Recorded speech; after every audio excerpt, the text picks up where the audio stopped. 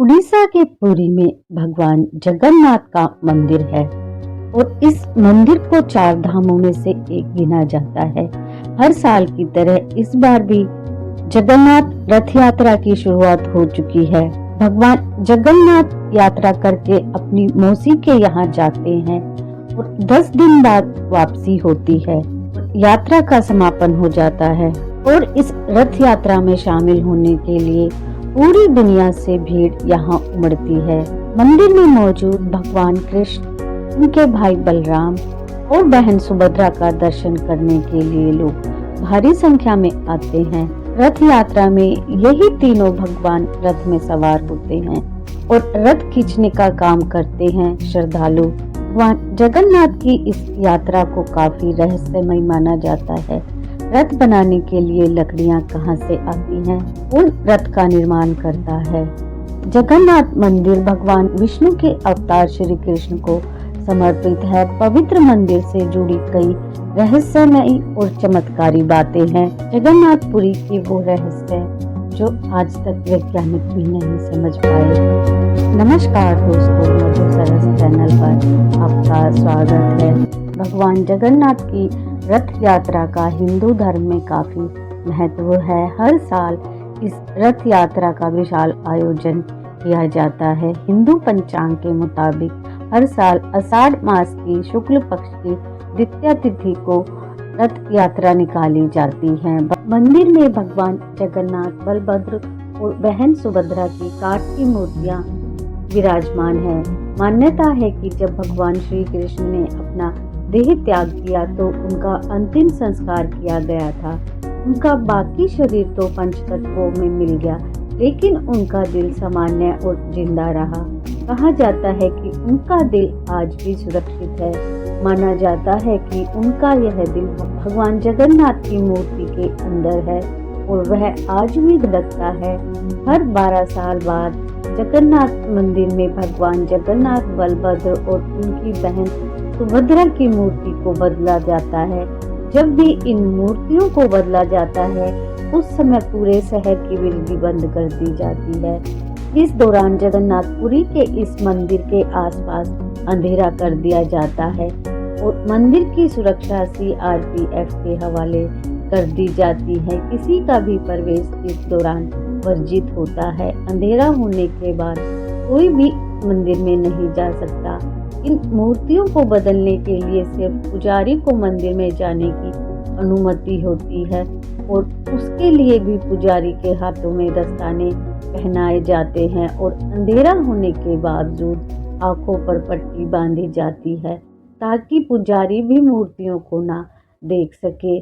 पुरानी मूर्ति से जो नई मूर्ति बदली जाती है उसमें एक चीज वैसी की वैसी ही रहती है, वह है ब्रह्म पदार्थ। इस ब्रह्म पदार्थ को पुरानी मूर्ति से निकालकर नई मूर्ति में डाल दिया जाता है।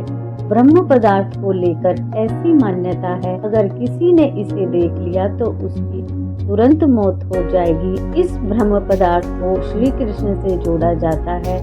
बहुत से पुजारियों का कहना है कि मूर्तियां बदलते समय जब वह ब्रह्म पदार्थ को पुरानी मूर्ति से नई मूर्ति में डालते हैं तो उन्हें कुछ उछलता हुआ सा महसूस होता है।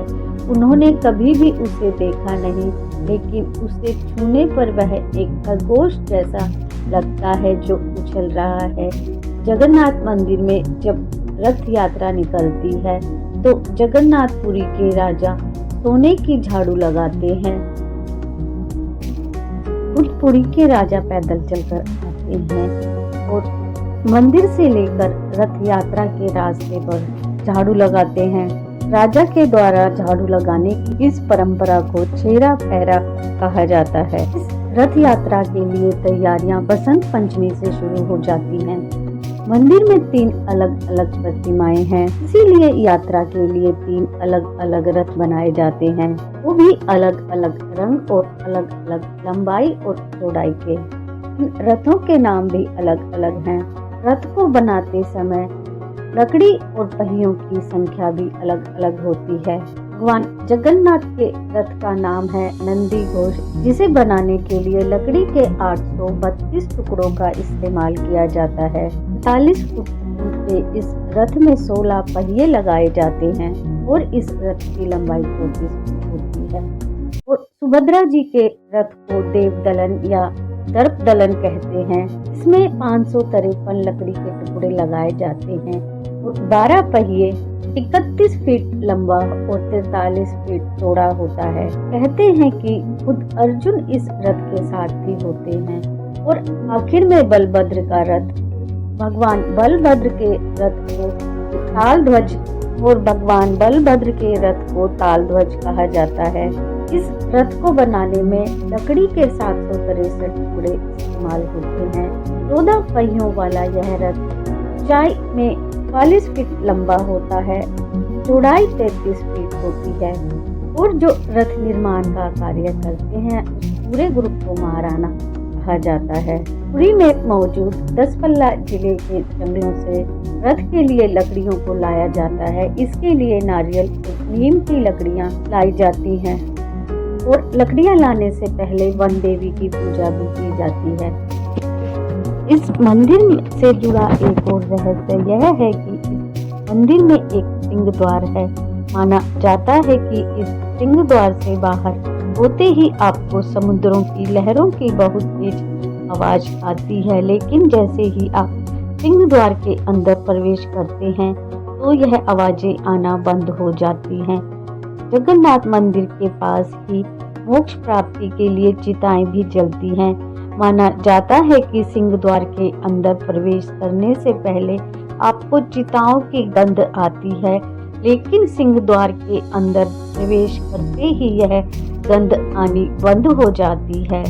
इस मंदिर से जुड़ी एक और बात ये कही जाती है कि किसी भी पक्षी को कभी इस मंदिर के गुंबद पर बैठा हुआ नहीं देखा गया। इस मंदिर के ऊपर से हवाई जहाज आदि को भी उड़ने की मनाही है। जगन्नाथ मंदिर के ऊपर एक झंडा लगा हुआ है जिसे रोज शाम को बदलना जरूरी होता है। इसके पीछे मान्यता है कि अगर इस झंडे को नहीं बदला गया तो यह मंदिर आने वाले 18 वर्षों में बंद हो जाएगा। जगन्नाथ मंदिर का रसोई घर दुनिया के सबसे बड़े रसोई घरों में से एक है। यहाँ 500 रसोइये और उनके 300 सहयोगी काम करते हैं। मंदिर में कितने भी भक्त आ जाएं, लेकिन कभी प्रसाद कम नहीं पड़ता। लेकिन जैसे ही मंदिर के बंद होने का समय आता है तो यह प्रसाद अपने आप खत्म हो जाता है। यहाँ बनने वाला प्रसाद 7 बर्तनों में बनता है, जिसे एक लकड़ी के चूल्हे पर बनाया जाता है। यहाँ की खास बात यह है कि इस लकड़ी के चूल्हे पर सबसे पहले 7वें स्थान पर सबसे ऊपर रखे हुए बर्तन का प्रसाद बनकर तैयार होता है, न कि सबसे नीचे रखे हुए बर्तन का। श्री जगन्नाथ मंदिर के ऊपर स्थापित लाल ध्वज सदैव हवा के विपरीत दिशा में लहराता है। ऐसा किस कारण होता है यह तो वैज्ञानिक ही बता सकते हैं, लेकिन निश्चित ही आश्चर्यजनक बात है। प्रतिदिन सायकाल मंदिर के ऊपर स्थापित ध्वज को मानव द्वारा उल्टा चढ़कर बदला जाता है। ध्वज भी इतना भव्य है कि जब यह लहराता है तो इसे सब देखते ही रह जाते हैं। ध्वज पर शिव का चंद्र बना हुआ है। मंदिर के पास खड़े रहकर इसका गुंबद देख पाना असंभव है। मुख्य गुंबद की छाया दिन के किसी भी समय अदृश्य ही रहती है। पुरी में किसी भी स्थान पर आप मंदिर के शीर्ष पर लगे सुदर्शन चक्र को देखेंगे तो वह आपको सदैव अपने सामने ही लगा दिखेगा। इसे नील चक्र भी कहते हैं।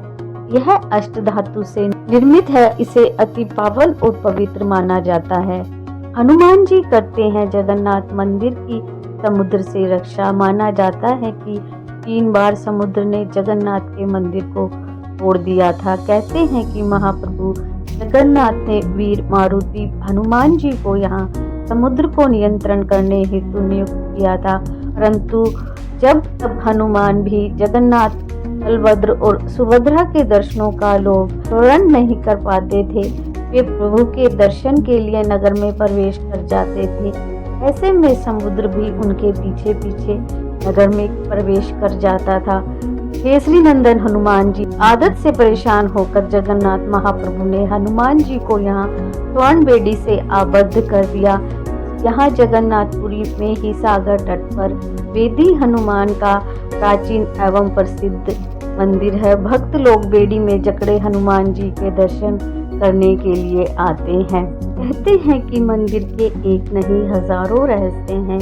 यहाँ कई रहस्यमयी किताबें, ग्रंथों के साथ ही खजाने भी रखे होने की बात कही जाती है। एक ऐसा भी समय था जबकि सैकड़ों वर्षों के लिए मंदिर रेत में दब गया था और भविष्यवाणी है कि आने वाले समय में भी ऐसा होने वाला है। वीडियो को लाइक शेयर करें, चैनल को सब्सक्राइब करें। Thank you for watching.